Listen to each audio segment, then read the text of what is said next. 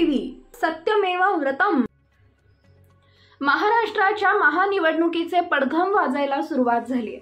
निवडणुकीसाठी आयोगाने या महाराष्ट्र महानिवडणुकीसाठी तयारी सुरू आहे।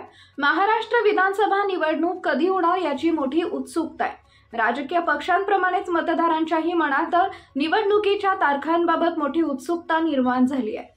महाराष्ट्रात निवडणुकीची घोषणा 13 ऑक्टोबर नंतर होण्याची शक्यता आहे, अशी माहिती सूत्रांनी दिली आहे।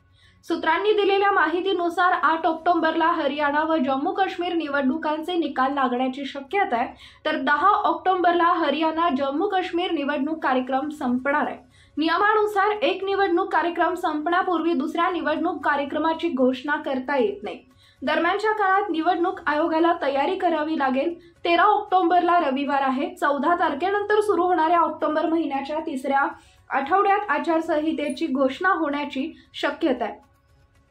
महाराष्ट्रात नियमानुसार नवी विधानसभा 26 नोव्हेंबर 2024 रोजी अस्तित्वात येणार आहे। निवडणुकीची आचारसंहिता लागू झाल्यानंतर साधारण 45 दिवसांनी नवीन विधानसभेची स्थापना होणं अपेक्षित असतं।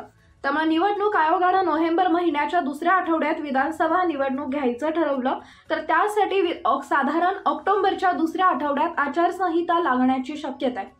तेव्हापासून राज्यात लगेच आदर्श आचारसंहिता लागू होईल। त्यानंतर 45 दिवसांचा कालावधी गृहीत धरला तरी 26 नोव्हेंबर पूर्वी नव्या विधानसभेची स्थापना होणं शक्य आहे। लोकसभा निवडणुकीत महाविकास आघाडीला चांगले यश मिळाले होते, त्यामुळे विधानसभा निवडणुकीत मविया याच कामगिरीची पुनरावृत्ती करणार का महायुती येणार आहे। निवडणुकीची आचारसंहिता लागू झाल्यानंतर साधारण 45 दिवसांनी नवीन विधानसभेची स्थापना होणं अपेक्षित असतं। त्यामुळे निवडणूक आयोगाने नोव्हेंबर महिन्याच्या दुसऱ्या आठवड्यात विधानसभा निवडणूक घ्यायचं ठरवलं आहे।